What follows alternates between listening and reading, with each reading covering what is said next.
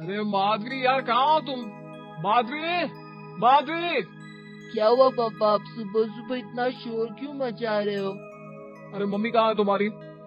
Papa mummy तो तुलसी में पानी डालने गई थी, 10 मिनट से वापस ही नहीं आई। अरे बेटा, अपनी मम्मी से बोलो टंकी में पानी खत्म हो गया है, साबुन मेरी आंखों में घुसा जा रहा है और तुम्हारी माँ कान में रुई डालकर बैठी हुई है। उसे बोलो जल्दी से जाकर मोटर ऑन करे, वरना मेरी आंखें चल बसेंगी आज। पापा की बात सुनकर 7 साल का पप्पू दौड़ते हुए बालकनी में जाता है तो देखता है उसकी माँ पड़ोस वाले शर्मा जी की बालकनी में झांक कर कुछ देखने की कोशिश कर रही है। मम्मा क्या कर रहे हो आप? अरे चुप, डरा दिया तूने मुझे। क्या कर रही है? जा जाकर ब्रश कर, स्कूल जाना है ना। मैं तो ब्रश कर लूंगा मम्मा, लेकिन आप यहाँ क्या कर रहे हो? पापा इतनी देर से आपको आवाज लगा रहे हैं, जल्दी करो। तेरे बाप का ना ये माधवी माधवी का टेप रिकॉर्डर 24 घंटे चालू रहता है। तेरे पापा की चाकरी करने के अलावा और भी काम है मुझे दुनिया में। जाकर बोलो आ रही हूँ 5 मिनट में। मम्मा पापा बाथरूम से आवाज लगा रहे हैं, पानी खत्म हो गया है, साबुन उनकी आंखों में घुस गया है, अब जल्दी से जाकर मोटर ऑन कर दो। बेटे की बात सुनकर माधवी को सारा माजरा समझ में आता है। वो भागते हुए जाकर मोटर चला देती है। नहाने के बाद माधवी एक बात बता, ये सुबह सुबह कहाँ गायब हो जाती हो तुम? सुबह का वक्त होता है, हर इंसान जल्दी जल्दी अपने काम निपटाने में लगा रहता है, और तुम हो कि न जाने कहाँ घूम रहती हो। अरे पूरा दिन तो आप लोगों के आगे पीछे घूमते हुए बिता देती हूँ ना मैं।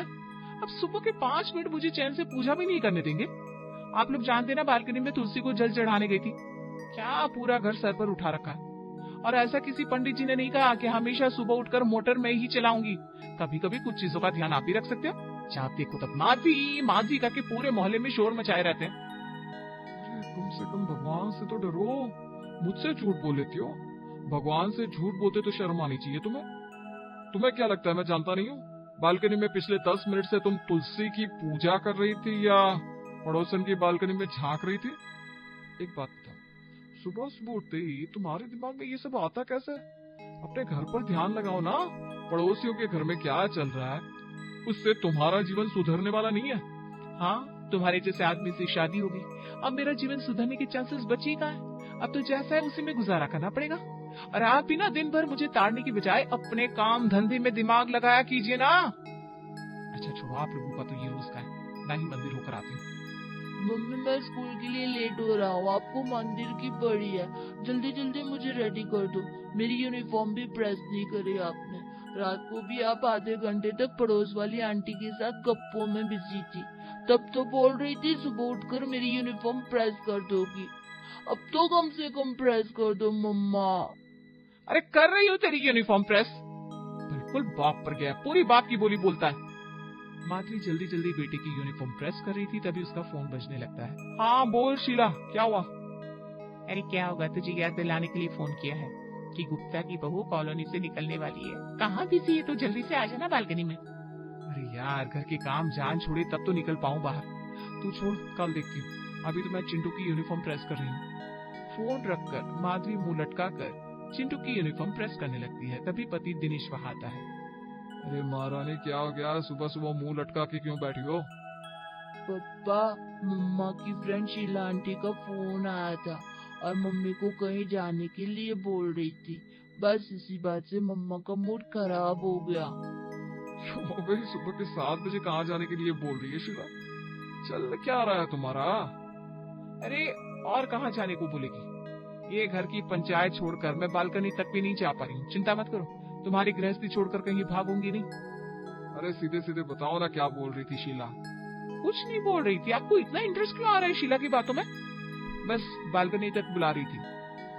ये लो, फिर से बालकनी। तो ये ऐसा कौन सा धन गड़ा हुआ है तुम्हारी बालकनी में जो बात बात पर तुम बालकनी में पहुंच जाती हो? भाई हम भी तो जाने कि ऐसी कौन सी जरूरी बात थी जिसके लिए सवेरे सवेरे शीला देवी तुम्हें बालकनी में बुला रही थी? अरे बात के ना पीछे पड़ जाती हो तुम तो। वो गुप्ता जी की बहू है ना, रोज सुबह 7:30 बजे अपने ऑफिस के लिए निकलती है, जबकि शीला के भाई का दोस्त उसी ऑफिस में काम करता है। उसने बताया कि ऑफिस तो 10 बजे शुरू होता है। अब सोचो, जब ऑफिस 10 बजे शुरू होता है तो सुबह 7:30 बजे हील पहनकर मटकते हुए वो आखिर जाती कहाँ है? बस उसे देखने के लिए शीला बुला रही थी बालकनी में। उसके निकलने का टाइम हो रहा है ना। हद हद होती है माधवी तुमसे और तुम्हारी सहेलियों से। तुम लोगों की सुबह की शुरुआत गप्पों से ही होती है ना। किसी की बहू कहाँ जाती है, किसकी बेटी किसके साथ घूम रही है, किसके घर में लड़ाई हुई, किसका पति किसके लिए क्या लेकर आया, इन बातों के अलावा भी दुनिया में बहुत कुछ है। तुम बोर नहीं होती क्या रोज रोज यही सारी बातें सोच सोच कर? लो जी, आप भी तो रोज रोज वही पैंट शर्ट पहनकर वही मुंह उठाकर ऑफिस चले जाते हैं। आप बोर हुए क्या आज तक? रोज कंप्यूटर पर बैठकर वही घिसा पिटा काम करते रहते हो। मैंने कभी कहा आपको कि आपकी लाइफ कितनी बोरिंग है, आप कुछ नया नहीं करते, आपकी जिंदगी में कुछ नया कीजिए। लेकिन नहीं, उसके बाद भी रोज सुबह राजा महाराजाओं की तरह आपके कपड़े प्रेस करके, डाइनिंग टेबल पर नाश्ता सजाकर और टिफिन पैक करके तिलक लगाकर ऑफिस के लिए भेजती हूँ ना मैं। पूरा दिन घर के काम करते करते हालत खराब हो जाती है मेरी। अगर अपना मन बहलाने के लिए मैंने मोहल्ले की 2-4 औरतों के साथ दोस्ती कर रखी है, तो इसमें आपको क्या तकलीफ है? जब भी मेरी किसी सहेली का फोन आता है आपकी शक्ल पर 12 बज जाते हैं। अरे भगवान, मैंने कब इनकार किया कि तुम घर गृहस्थी नहीं चला रही हो। हम तो मानते हैं कि घर को तुम ही चला रही हो, लेकिन अभी भी यही कहूंगा, दूसरों के घरों में झांकने के बजाय अपने घर पर ध्यान दिया करो। पति दिनेश पति माधवी को समझाने की कोशिश में लगा हुआ था और इधर माधवी का ज्ञान बालकनी में अटका हुआ था। तो तुम सुन भी रही हो मैं क्या कह रहा हूँ? तुम्हारे सामने तो अकल की बात करना मतलब भैंस के आगे बीन बजाना। ना भैंस को आज तक कुछ समझ में आया है, ना तुम्हें समझ में आएगा। आपका नाश्ता बनाकर टेबल पर लगा रखा है, जाकर नाश्ता करो। सुबह सुबह मूड खराब मत करो। और वैसे भी सुबह सुबह में ना लेक्चर नहीं, गर्मा गर्म गप्पे सुनती हूँ, मेरा मूड उसी से फ्रेश होता है। जो है सो है, कान खोल कर सुन लो सबके सब। अगर तुम सबको सारा काम कराया मिल रहा है तो फिर क्यों मेरे पीछे हाथ धोकर पड़े रहते हो? तुम्हें समझाना मुश्किल ही नहीं, नामुमकिन है। खैर मुझे क्या, जब ठोकर लगेगी तब अकल अपने आप ठिकाने आ जाएगी और इस सुबह सुबह की गर्मा गर्म गप्पों का भूत भी सर से उतर जाएगा।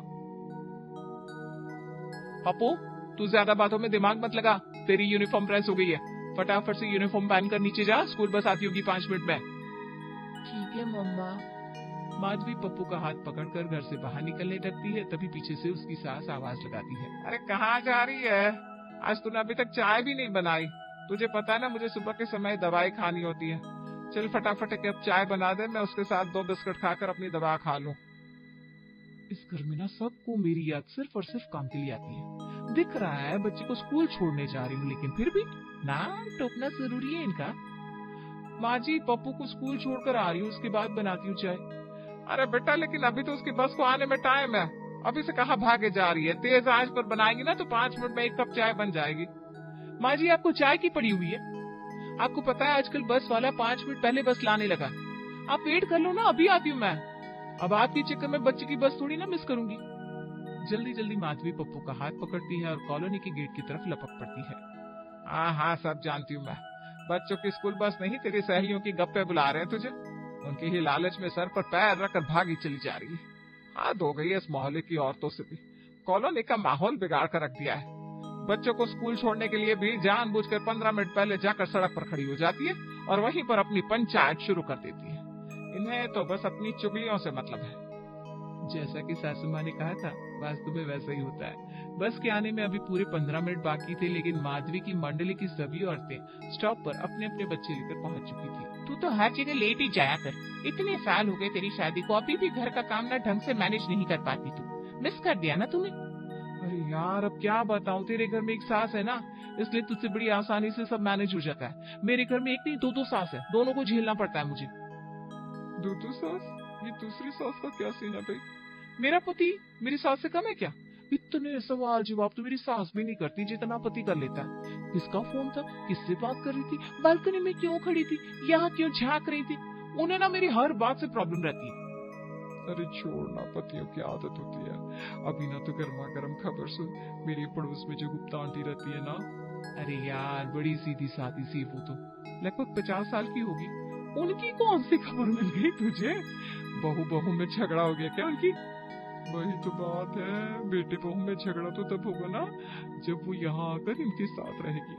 वो लोग तो फार्म में रहते हैं, सोसाइटी में बड़ा सा पीला टीका लगाकर भक्त बनी घूमती है ना वो। उन्हीं की ऐसी पोल खुलूंगी तुम हैरान रह जाओगे। अरे मैंने देखा रात को 11 बजे के बाद गलती से उनकी ड्राइंग रूम का पर्दा खुला रह गया था। दोनों अंकल आंटी बैठे हुए जाम पर जाम टकरा रहे थे। क्या बात कर रही है, तेरा दिमाग तो ठीक है? अरे यार बड़े सीधे साधे लोग हैं, मैं नहीं मान सकती। अंकल जी तो हो सकता है एक बार को पीते हो, लेकिन आंटी, वही तो बात है ना, अपनी आंखों से ना देखा होता ना तो मुझे भी यकीन नहीं होता।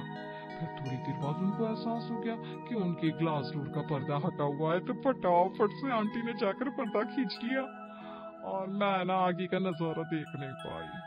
अरे बेटा बहू यहाँ रहते नहीं है, अंकल आंटी अकेलेपन का पूरा फायदा उठा रहे हैं। इनके खाने के दांत और हैं और दिखाने के और, समझ गई। तीनों सहेलियों का बातों का सिलसिला जो एक बार शुरू हुआ वो खत्म होने का नाम ही नहीं ले रहा था। पप्पू को स्कूल गए हुए पूरे 10 मिनट बीत गए थे, लेकिन शीला, प्रीति, माधवी अभी भी खड़े होकर बातें करने में लगी हुई थी। तभी प्रीति की नजर घड़ी पर जाती है। अरे यार बहुत देर से बातें कर रहे हैं हम लोग, मैं चलती हूँ, मेरे हस्बैंड का ऑफिस से निकलने का टाइम हो रहा है। काम निपटा लो, फिर उसके बाद बालकनी में मिलते हैं। हाँ सही कह रही है, एक बार घर के काम निपटा लेते हैं, फिर उसके बाद फिर से बातें करेंगे, कोई डिस्टर्ब करने वाला भी नहीं रहेगा।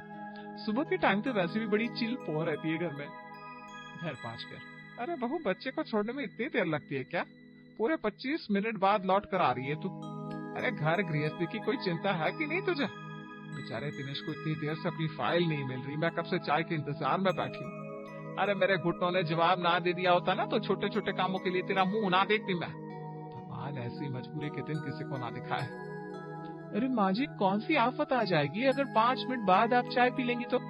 और आपकी बेटी का क्या है, 2-4 काम करने सिखाने चाहिए थे ना, अपनी फाइल खुद संभाल कर रख नहीं सकते क्या? हमारे घर में तो सबकी वही हालत है, लंगड़े की टांग पकड़ो तब वो झाड़ू लगाए। गुस्से में बड़बड़ाते हुए माधवी अंदर जाती है और दिनेश को उसकी फाइल ढूंढकर उसके हाथ में पकड़ा देती है। उसके बाद रसोई में जाकर सास के लिए चाय बनाने लगती है। आज कोई पहली बार ऐसा नहीं हो रहा था, ये लगभग रोज का ही रूटीन था। घर के जरूरी कामों को किनारे करके माधवी का मन हमेशा बाहर दूसरों के घर में हो रही मसालेदार खबरों पर लगा रहता। न उसका ध्यान पप्पू की पढ़ाई में था, न ही बीमार सास की देखभाल में। घर के काम अब उसे बोझ लगने लगे थे। हर पल उसके मन में बस यही ख्याल आता कि किसी तरह घर का काम खत्म हो तो वो बाहर जाकर अपनी सहेलियों के साथ जी भर के गप्पे लड़ाए। बेटा वैसे तो मैं ये काम कभी करना नहीं चाहती थी, पर अब इस उम्र में मेरा बहू की चुगली करना कोई शोभा नहीं देता। लेकिन माधवी के मोहल्ले भर में घूम घूम कर चुगलियां करने की आदत पहले से बहुत ज्यादा बढ़ गई है। अरे अब तो पड़ोस की औरतें भी उलाहने देने लगी है कि अपनी बहू को थोड़ा कंट्रोल में रखो। बेटा कुछ ना कुछ सोचना पड़ेगा वरना ये बीमारी नासूर बन जाएगी। ठीक है माँ, लगता है अब कुछ करना ही पड़ेगा। अगले दिन, सुनो ना मेरी मम्मी का फोन आया है, वो बस स्टैंड तक आ जाएगी, वहां से उन्हें लेकर आना पड़ेगा। अरे तो क्या हो गया, तुम मुझे समय बता दो, मैं ले आऊंगा। अगले दिन शाम को 7:30 बजे। अरे दिनेश, मम्मी बस पहुंचने वाली होगी, आप निकल जाओ। अच्छा ठीक है, मैं जा रहा हूँ। दिनेश को गए हुए 1 घंटा हो गया था, अभी तक ना दिनेश लौटा था ना ही माधवी की माँ। थोड़ी देर बाद हाय हाय करती किसी की तरह माधवी की माँ घर आती है। अरे बेटा मैंने तुझे फोन करके कहा था ना दामाद जी को भेज देना, अब इस उम्र में धूप में पैदल चल कर आने की हिम्मत कहाँ बची है मेरे अंदर। क्या बात कर रही हो माँ, मैंने तो दिनेश को 1 घंटे पहले भेज दिया था, वो तुम्हें लेने के लिए नहीं पहुँचे क्या?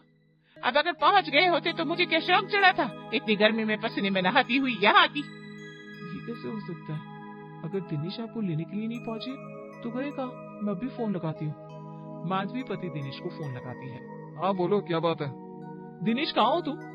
अरे वो मेरा दोस्त है ना अंकित, रास्ते में वही मिल गया था, बस उसी के साथ बातें करते करते इधर नुक्कड़ तक आ गया हूँ। टपरी पर बैठकर चाय पी रहे हैं हम लोग। तुम बताओ कुछ काम था क्या? हाँ तो दिनेश, मैंने तुम्हें माँ को लेने के लिए भेजा था ना, और तुम वहाँ बैठकर अपने दोस्तों के साथ मटर गश्ती कर रहे हो। अरे यार अब क्या बताऊं, पुरानी बातों का सिलसिला चल पड़ा और ये अंकित की आदत तो तुम्हें पता ही है, ऐसी ऐसी मसालेदार खबरें सुनाने लगा कि बातों के चक्कर में मुझे ध्यान ही नहीं रहा कि मैं मम्मी जी को लेने के लिए घर से निकला था। पति की बात सुनकर माधवी का सिर गुस्से से गर्म हो जाता है। अरे बहू जाने देना, अब बातों के बीच में काम का ख्याल कहाँ आता है, और ये बात तुझसे बेहतर कौन समझ सकता है। क्या सही कहा ना मैंने? माँ जी कम से कम मौका तो देख लीजिए, यहाँ मेरी मम्मी बेचारी इतनी दूर से पैदल पैदल आ रही है और आपको मुझे ताने देने से फुर्सत नहीं है। पप्पू सुन, जा जाकर नुक्कड़ की दुकान से कोल्ड ड्रिंक लेकर आ। बेचारी मेरी मम्मी पसीने से बुरी तरह लथपथ हो गई है, अब उन्हें चाय नहीं पिलाने वाली मैं। पैसे लेकर पप्पू बाजार की तरफ निकल जाता है, लेकिन आधा घंटा बीतने के बाद भी पप्पू लौट कर नहीं आया। अरे बाप बेटे, दोनों ने आज के नशे की दवा खा रखी है, ये लड़का आधे घंटे से वापस क्यों नहीं आया? माधवी घर से बाहर निकल कर जाती है तो पप्पू उस पड़ोस वाले चिंटू के साथ क्रिकेट खेलता नजर आता है। ए पप्पू, किस लिए भेजा था बाहर तुझे, और तू क्या कर रहा है? तू घर आ, तेरी तो आज खैर नहीं। पप्पू तुरंत कोल्ड ड्रिंक लेकर घर वापस लौटता है। माधवी का चेहरा गुस्से से लाल हो गया था। तुझे मैंने काम से बाहर भेजा था ना, और तू बाहर अपने दोस्त के साथ क्रिकेट खेल रहा था। हद होती है लापरवाही की। तो मम्मी ला तो दी मैंने कोल्ड ड्रिंक, इतना भी क्या शोर मचा रही हो? क्या फर्क पड़ जाएगा अगर नानी थोड़ी देर बाद कोल्ड ड्रिंक पी लेगी तो? नालायक, ये कौन सा तरीका हुआ बात करने का? यही तमीज सीख कर आता है स्कूल से? मम्मा स्कूल से नहीं, आपसे सीखा है। पापा और दादी जब आपको बाहर अपनी सहेलियों के साथ जाने से मना करते हैं तो आप भी तो उन्हें यही जवाब देते हो, कौन सी आफत आ जाएगी अगर घर के काम थोड़ी देर बाद हो जाएंगे तो मैंने भी सोचा क्या फर्क पड़ जाएगा अगर मैं थोड़ी देर बाद कोल्ड ड्रिंक लेकर घर पहुंच जाऊंगा, तो पहले थोड़ी देर खेल लेता हूँ। पप्पू की बात सुनकर माधवी के पास अब कोई जवाब नहीं था। तभी दिनेश भी वापस घर लौट आता है, जिसे देखकर माधवी का चेहरा एक बार फिर से गुस्से में तमतमाने लगता है। देख बहू, जिस तरह से तेरी माँ को समय से बस अड्डे पहुँच कर लाना और पप्पू का बाजार से सामान ला कर देना तुझे जरूरी लग रहा था ना, उसी तरह से हम भी तुझे यही समझाने की कोशिश करते हैं कि जब ज्यादा जरूरी काम पेंडिंग पड़े हो ना, तो बेकार की बातों और यार दोस्तों के साथ खड़े होकर इधर उधर की मसालेदार खबरें सुनने में समय वेस्ट नहीं करना चाहिए। लेकिन तुम तो किसी की बात सुनने को तैयार ही नहीं थी, इसीलिए मेरे कहने पर ही समधन जी आज यहाँ आने के लिए तैयार हुई है, क्योंकि हम जानते थे जब तक तुम्हारे ऊपर नहीं बीतेगी ना, तुम इस बात की गंभीरता का अंदाजा नहीं लगा पाओगे कि जब सुबह सुबह तुम्हारी सहेलियों के साथ गप्पों के चक्कर में मेरी दवाई, बच्चों का टिफिन और दिनेश का ऑफिस लेट हो जाता है तो हमें कैसा महसूस होता है। जब तुम अपने बेटे की पढ़ाई से ज्यादा अपनी सहेलियों की चुगलियों को समय देती हो ना, तो तुम्हारे बेटे को कैसा महसूस होता होगा। इस बात को समझाना तुम्हारे लिए बहुत जरूरी था, इसीलिए तुम्हारी बीमारी को खत्म करने के लिए हमें आज ये कड़वी दवा तुम्हें खिलानी पड़ी। पूरे परिवार की बातें सुनने के बाद माधवी को अपने किए पर शर्मिंदगी महसूस हो रही थी, और उसी दिन से वो अपने परिवार से वादा करती है कि अब से सुबह सुबह की गर्मा गर्म गपशप से वो रिटायरमेंट ले लेगी।